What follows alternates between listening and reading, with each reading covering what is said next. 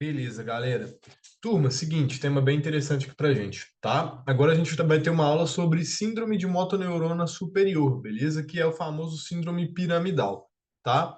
Galera, vamos antes repassar rapidamente aqui, muito breve, alguns conceitos importantes aqui, tá? A gente tem uma via, né? Essa via é chamada de via motora, tá? Lá em anatomia, via motora, beleza? Colocando ali no cantinho ali da telinha para vocês. Essa via motora, né, ela sai, obviamente, de uma região cerebral e percorre um determinado trajeto, né? Essa região cerebral que sai, essa via motora, é chamada de área 4 de Brodmann lá, que é justamente a área motora, tá? Da corteza cerebral. Beleza. Qual a importância de saber isso, tá? Porque lá nessa área 4, tá, de Brodmann, que é essa área motora, tem uma neurona, tá? Tem uma célula nervosa que ao invés de ter o formato habitual que a gente conhece lá, com o soma, o axon e as dendritas, vai ter um formato mais piramidal, tá? Vai ter as mesmas funções, vai ter o axon, vai ter o soma, vai ter as dendritas, mas tem esse formato piramidal, tá? Então é daí que vem o que a gente fala de síndrome piramidal e síndrome extrapiramidal, beleza? Piramidal sai justamente dessa neurona nessa via motora, tá? Então é algo lá em cima, lá na corteza cerebral, tá? E óbvio que algo lá em cima na corteza cerebral, quando é atingido, quando ocorre algum tipo de transtorno, evidentemente vai afetar todo o resto do meu corpo, beleza? Ou seja, não só a parte intracraniana, mas também a parte mais periférica. Então, isso é bem interessante, tá? E aí a gente vai ver algumas características desse síndrome de motoneurona superior, beleza?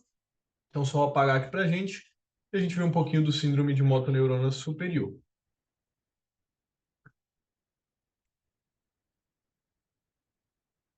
Beleza. Galera, dentro do síndrome de motoneurona superior, para a gente poder avaliar o nosso paciente e a gente saber algumas coisas, a gente tem que voltar um pouquinho lá em semiologia. Beleza? Então, por exemplo, a gente vai precisar aqui começar a avaliar a força, tá? A gente já tinha feito isso em sêmio, aqui a gente volta um pouquinho nesse tema, tá? Então, a gente tem que avaliar a força muscular, beleza? E a força muscular, semiologicamente, ela é avaliada com duas manobras semiológicas, né? Que é a famosa manobra de Barré e a manobra de Miganzini, beleza? Já já a gente vê as causas de síndrome de motoneurona superior, não se preocupe.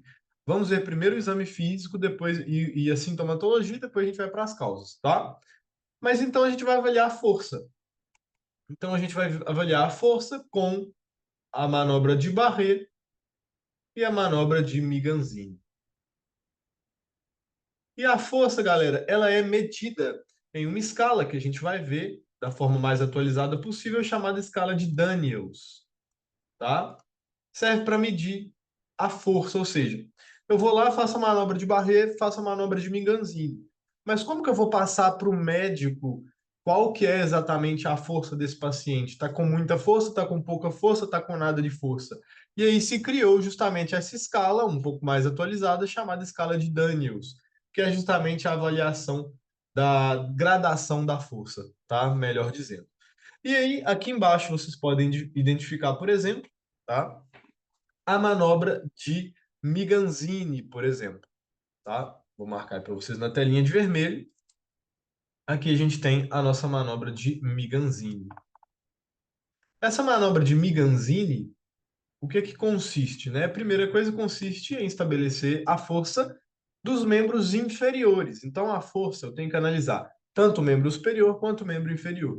Então, Miganzini, eu vou pedir para o paciente geralmente deitar numa cama, flexionar, né, justamente as pernas e tanto a cadeira quanto as pernas e perceber se uma das pernas vai cair antes que a outra, beleza? Se uma perna cai antes que a outra, significa que eu tenho diminuição da força. Aí eu tenho que ver se é do lado direito ou se é do lado esquerdo, tá? Então, juntamente com essa manobra de Miganzini, vem a manobra de Barré, que é a avaliação de membro superior. Se você olhar aí na webcam, coloca os dois braços do paciente reto, posso pedir ele para fechar o olho, tá? Eu gosto de pedir o paciente para colocar as mãos com a palma para cima, porque quando ele cai um dos lados, ele faz uma pequena pronação e cai. Faz uma pequena pronação e cai o lado que está afetado, beleza? Então, ó, fiz o Barré, que é membro superior, fiz Miganzini, que é membro inferior. tem diminuição da força em um só lado do corpo, por exemplo, aí a gente pode falar que tem uma diminuição da força braquiocrural, por exemplo, tanto da região do braço quanto da região da perna. Por exemplo, quando eu vou ver isso em um paciente com AVC, olha a importância disso. O paciente pode estar sem nenhuma outra sintomatologia, somente com alguma pequena perda da força. Então, o exame físico de Barry-Miganzini para avaliação da força é extremamente relevante aqui para a gente, porque pode dar o diagnóstico, inclusive, de um possível AVC. Beleza? Então, Barré-Miganzini, basicamente isso, tá?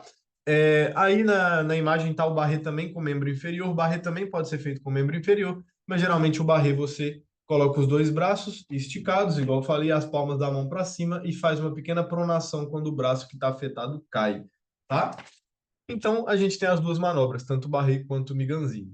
E justamente o que eu estava dizendo, eu vou lá e faço o exame físico no meu paciente. Vejo que tem uma diminuição da força braquiocrural, né, de braço e de perna, que foi onde eu avaliei a força do paciente. Como que eu vou passar isso na história clínica? Através da escala de Daniels, beleza? A escala de Daniels é justamente o que vocês estão vendo aqui na imagem, vou colocar uma setinha vermelha, tá? Que me fala de 5 gradações de força, beleza? Ou seja, o grau 5, que tá normal a força do paciente, não tem alteração de força. O grau 4 já tem uma diminuição de 25%. O grau 3, metade da força dele já foi afetada. Grau 2, 25% da força. Só ficou 25% de força. O grau 1, basicamente, tem alguns vestígios de movimento, quase impossibilidade de movimento. E o grau 0 é ausência de contratibilidade. Beleza? Então, olha, vamos pensar em uma outra questão. O paciente teve um traumatismo crânioencefálico. Com a ausência de contratibilidade, você pede ele para flexionar os braços, flexionar as pernas. É ausente o movimento, é uma escala de Daniels do tipo 0 na gradação. E olha que legal que eu quero fazer vocês refletirem. A gente às vezes costuma achar que o paciente que devemos atender primeiro é o grau 0 de Daniels, é o grau 1 de Daniels. Na verdade, não. O paciente que eu tenho que atender primeiro é o grau 5, o grau 4, o grau 3 de Daniels. Por quê? O paciente ainda tem força muscular ali. Então, ele ainda pode perder uma grande parte dessa força muscular que foi preservada. Então, eu vou priorizar ele, por exemplo, em um caso cirúrgico, diante de um paciente que já tem toda a força afetada. Beleza? Eu priorizo o paciente que tem maior possibilidade de recuperação daquela força. Beleza? Então, para isso, a gente utiliza a escala de Daniels, tá? Para fazer a gradação de força. Beleza. Depois de a gente falar muito aqui de força, a gente começa a falar de outra coisa importantíssima de ser avaliada, que é justamente o tônus, né? O tônus. E o tônus vai ser avaliado com a manobra de André Thomas, né, que é a passividade de André Thomas, ou seja, o examinador está atrás do paciente, faz isso com a cintura pélvica do paciente e ele movimenta, balanceia os braços, né? Se tiver uma rigidez, a gente fala que tem uma hipertonia. Se tiver muito flácido, a gente fala que tem uma hipotonia, beleza? Então a gente divide em hiper e hipotonia fazendo a manobra de passividade de André Thomas e a manobra de Stuart Holmes, tá? Que é essa aqui de baixo, a manobra de Stuart Holmes, que é justamente o examinador agarra aqui geralmente a munheca do paciente e faz uma força, né? Pedindo o paciente para fazer uma força de bíceps, tá? Uma força de músculo de contração de bíceps. E o examinador está lá puxando o braço do paciente, tá? Isso é para avaliar justamente se tem uma hipertonicidade ou uma hipotonicidade. Olha, eu estou puxando meu braço aqui, tá? Quando eu solto, a primeira reação do paciente é não deixar que o braço golpeie a cara. Então tá normal. Beleza? Se tem uma rigidez muito extensa, o paciente fica com o braço muito distante da cara. E se tem uma diminuição do tônus, né, uma hipotonia, o braço geralmente vem e golpeia a cara, porque o paciente não tem tônus o suficiente para manter aquele movimento onde ele quer, tá? Então, tanto a manobra de passividade de André Thomas quanto a de Stuart Holmes me serve para avaliar tonicidade, para ver se o paciente está hipotônico ou se o paciente está hipertônico, beleza? E a gente também tem uma valoração da tonicidade muscular, que é diferente de força, beleza, galera? Tônus é diferente de força. Isso é um tema muito importante, tá? E para a gente avaliar o tônus, a gente tem a escala de Ashtoff, beleza? Pouco comentada, tá? Mas a gente sempre tem que colocar índices nas avaliações neurológicas. Então, a gente tem justamente a escala de Ashtoff, no caso, essa aí é a mais atualizada, que é a Ashtoff modificada, que é justamente 0 é sem aumento do tônus muscular, tá? 1 é um aumento leve, o 1 positivo é aumento leve do tônus com resistência mínima durante as manobras, né? Tanto de flexão quanto de extensão. O 2 vai ser um aumento pronunciado de tudo que é avaliado, tanto o membro superior quanto o membro inferior. O 3 vai ser um aumento considerado do tônus. E o 4 significa basicamente que tem uma rigidez na flexão ou na extensão, ou seja, uma hipertonia. Então, o grau 4 da escala de Ashtoff é uma hipertonia bem considerável, tá? Independentemente do membro que está sendo avaliado. Só que eu vou colocar Ashtoff ao realizar movimento de flexão do braço direito, por exemplo. Beleza? Então, isso é muito importante, tá? Sempre falar a região acometida, direita, esquerda, simétrica, bilateral, isso é importante.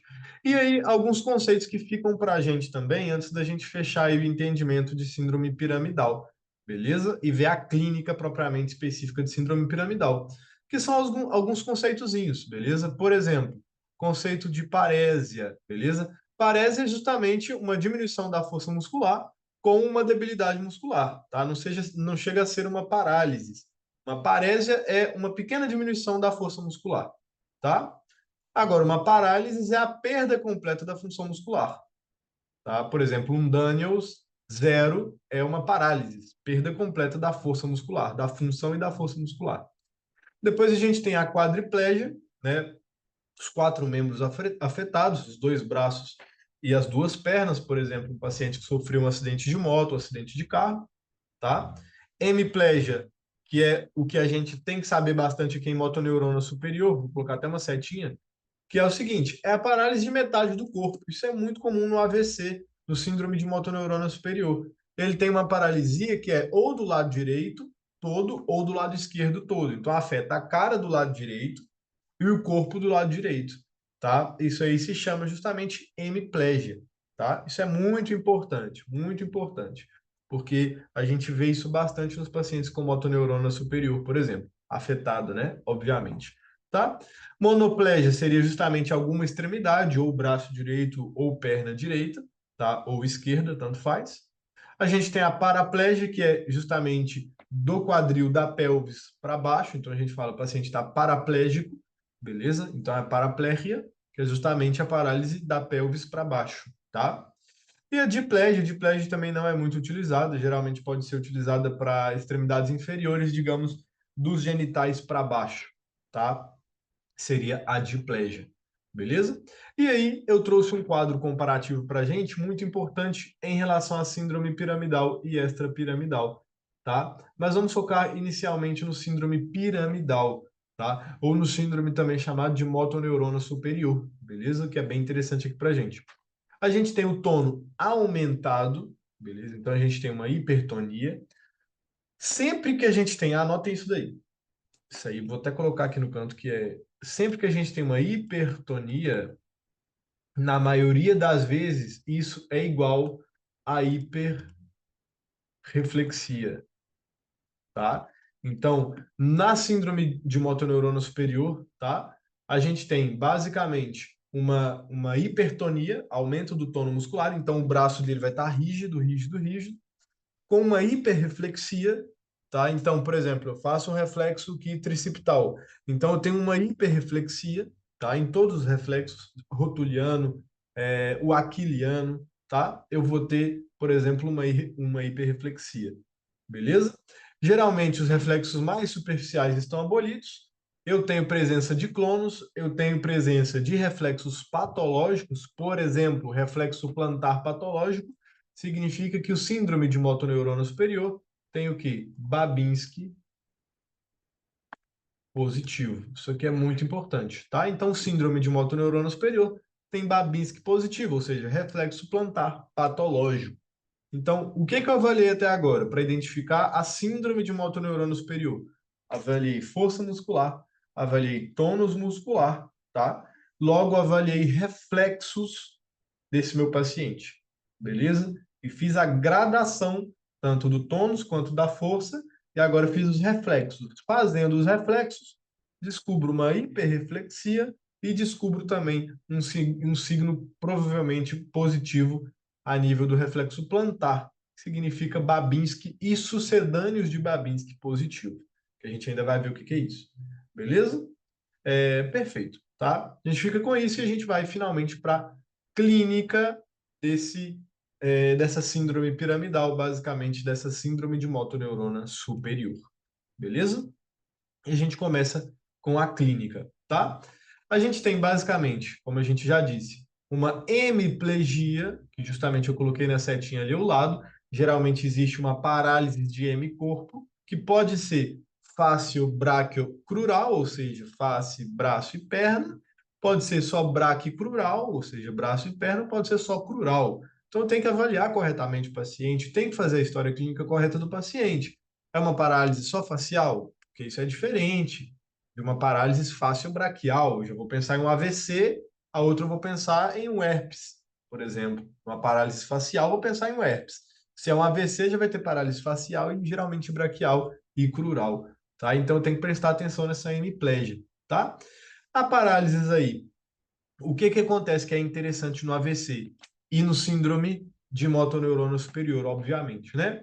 A gente tem uma primeira apresentação nos primeiros minutos e nas primeiras horas que é interessante.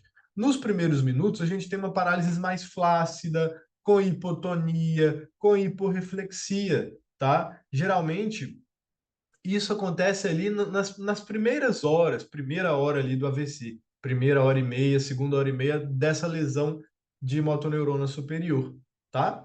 Agora, passado um tempo, passado 4, 5 horas, claro que depende de cada paciente, passado um tempo, se instaura finalmente as características patognomônicas de um síndrome de motoneurona superior, que é o quê? Uma hipertonia, geralmente, a hipertonia ela é flexora, tá? Então, por exemplo, o lado afetado foi o direito, olhem para a webcam.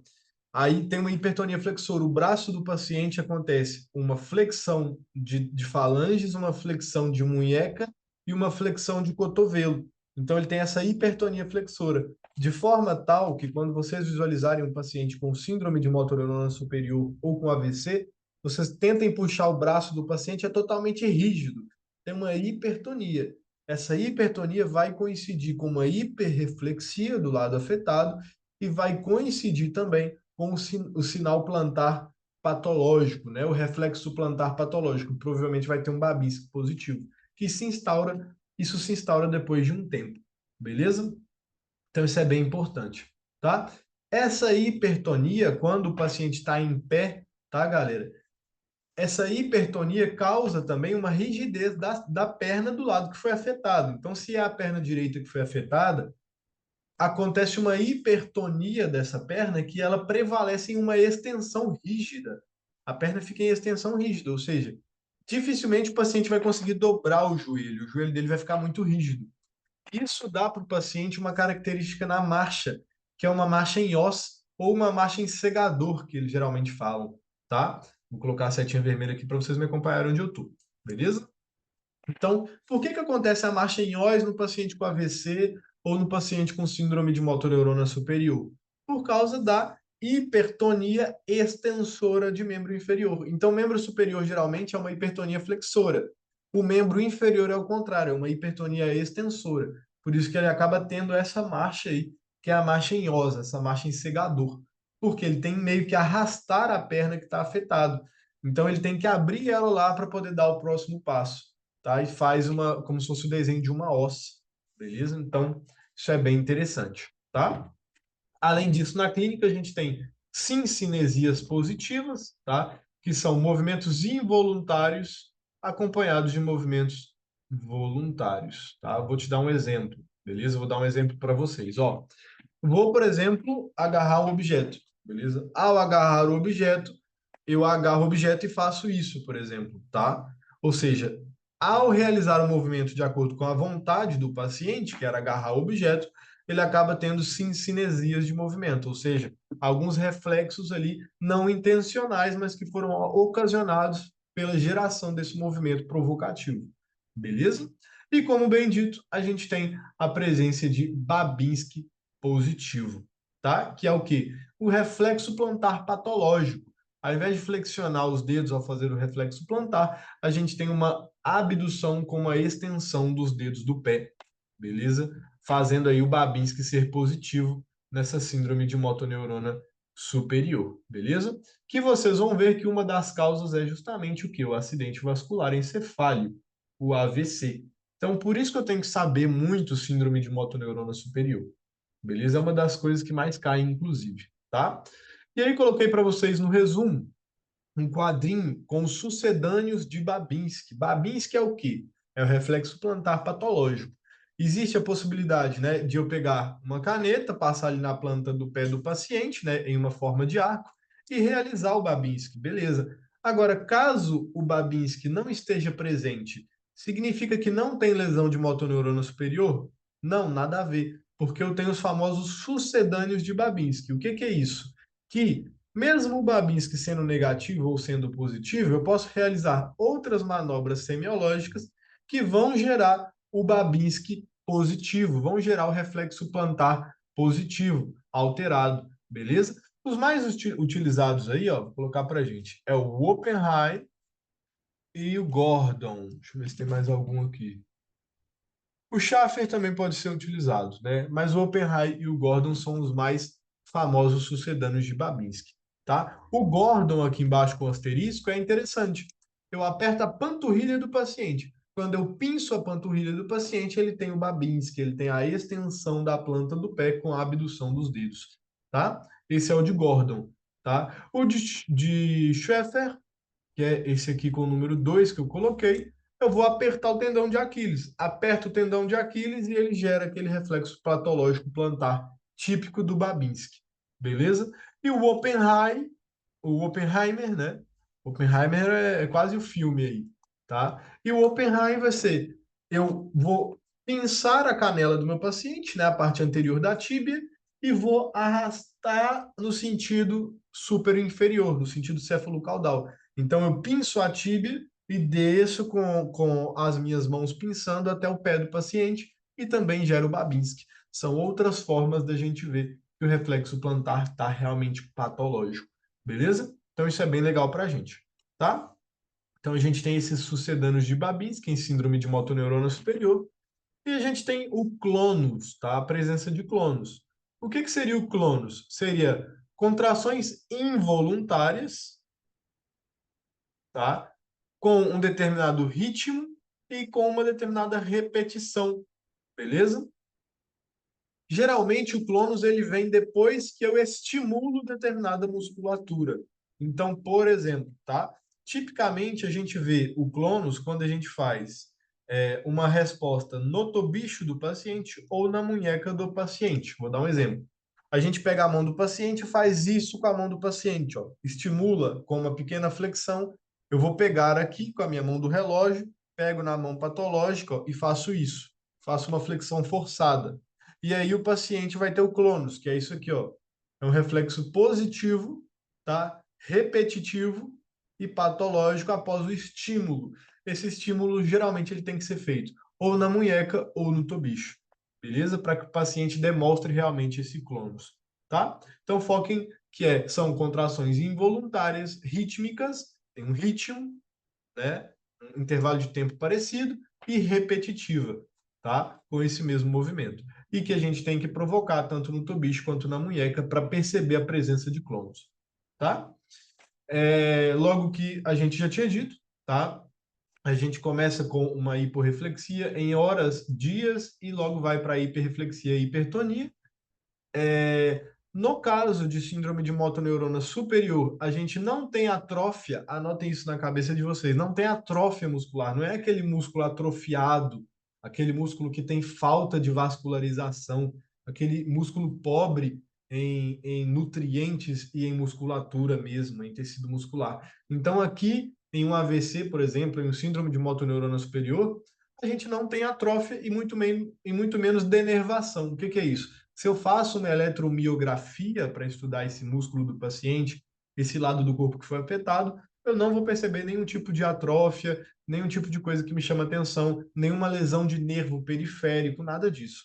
Tá? É um motivo central, é um motivo lá de cima, lembrem disso. Não vou achar nada patológico a nível periférico. Tá? Então, isso é muito importante aqui para gente. Beleza. Henrico, quais são as causas? E isso é legal a gente ter em conta, porque assim, eu também não posso ter na minha cabeça só AVC, AVC, AVC, tá? Então, quais são as causas de síndrome de motoneurona superior? Aí entra acidente vascular encefálico ou cerebral, né? Que pode ser tanto isquêmico quanto hemorrágico. O isquêmico foi obstruída a artéria, e o hemorrágico, a artéria basicamente explodiu, entre aspas, né? Então, tem um sangramento ativo. Então, a primeira causa é o AVC. A segunda causa é a esclerose múltipla. Então, olha para você ver. Qual que é a diferença disso tudo? É que o AVC, eu vou esperar fatores de risco. Paciente tabaquista, paciente por aí com hábitos alcoólicos, paciente obeso, paciente hipertenso, paciente com fibrilação auricular, acima de 65 anos, de predomínio nos dois sexos, tanto masculino quanto feminino. Então, o AVC, eu vou investigar, vou pensar nele com tudo que a gente fez de exame físico e clínica positivo, mais esses fatores de risco. Aí, em primeiro lugar, eu vou deixar realmente o AVC.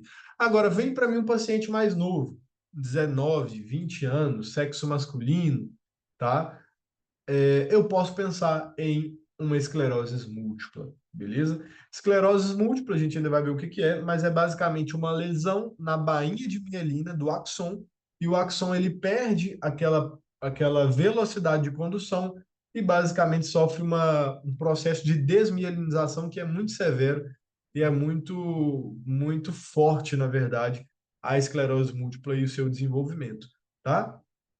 É, uma das outras coisas que vai apresentar esclerose múltipla é uma neurites óptica. Quando a gente for fazer o oftalmoscópio, né, que é o fundo de olho, a gente pode ver essas pequenas diferenças. Mas são as duas causas mais frequentes de síndrome de motoneurona superior, tanto a AVC quanto a esclerose múltipla, beleza? Então é importante a gente pensar em ambos casos. Em terceiro aí, lesão de medula espinal, geralmente acidente de moto, acidente de carro, algo que comprometeu, por exemplo, a médula espinal, que é o sistema nervoso central, a nível dessa condução do trajeto, né? Da motoneurona superior para a motoneurona inferior, que fica dentro da médula, o trajeto da conexão da via axonal foi lesionada por um trauma. Também é comum. 4, paralisia cerebral. 5, tumores cerebrais, tá? Também um tumor cerebral que afeta a área 4 de Brodmann, que é o lóbulo frontal ascendente, tá? Circunvolução frontal ascendente. Pode ter também, se tiver um tumor aí, pode apresentar como se fosse um AVC, mas não é, tá? Uma leucoencefalopatia multifocal progressiva, geralmente viral, tá? Um TCE, um traumatismo crânioencefálico, a gente basicamente já falou disso. O paciente sofre um acidente de carro, um acidente de moto, tem uma lesão cranial, pode se apresentar como se fosse um AVC na clínica e no exame físico. E a esclerose lateral primária, tá? Que é como se fosse também uma variante aí de esclerose múltipla, beleza? Lembrando que, tem um detalhe importantíssimo aqui, a ela, que é a de número 6 que eu acabei não falando, que é a esclerose lateral amiotrófica, tá? Ela é importante, por quê? E ela cai em prova, porque ela é uma lesão tanto de motoneurona superior quanto uma lesão de motoneurona inferior. Beleza?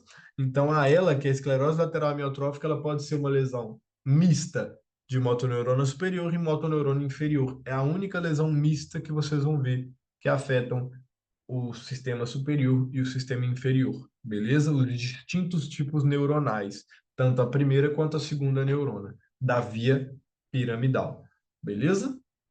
Então, isso é muito importante, tá? Então, causas vão ser basicamente essas. Então, é interessante a gente seguir a ordem, galera, quando a gente fala em.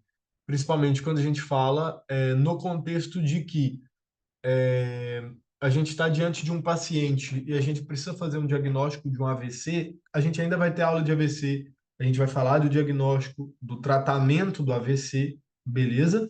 Mas eu preciso de ter o conceito de síndrome de motoneurona superior para poder saber e pensar nessas causas, nessas 9 causas que eu coloquei para vocês aí, beleza? Entre as duas primeiras e mais comuns são AVC e esclerose múltipla, tá? Vamos pensar nisso. Eu não posso deixar passar um AVC no exame físico e na anamnese do paciente, tá? Por quê? Porque isso muda o tratamento, o tempo do procedimento. É importante para mudar a conduta nesse paciente, beleza? Então, a aula de síndrome de motoneurona superior foi essa, tá? Lembrando, a gente vai focar aqui no conceito do que é um síndrome de motoneurona superior e basicamente no exame físico, na clínica, exame físico e nas causas. São 3 coisas aqui só. Aqui não entra diagnóstico e aqui não entra tratamento. Por quê? Tratamento eu vou tratar as causas e diagnóstico é basicamente o exame físico. Então aqui eu quero que vocês saibam 3 conceitos dessa aula, tá? Exame físico, tono, força, reflexos, beleza? E no caso, clonus, né? Também. Então, eu quero que você saiba um exame físico completo, anamnese, porque os fatores de risco do paciente podem me levar para um AVC ou para uma esclerose múltipla, tá? Então, exame físico, anamneses, e principalmente reflexos e causas, né? Causas que são essas 9 causas que eu coloquei para vocês, beleza? Próxima aula nossa é síndrome de motoneurona inferior, tá? E aí, a gente vai ver as causas desse síndrome.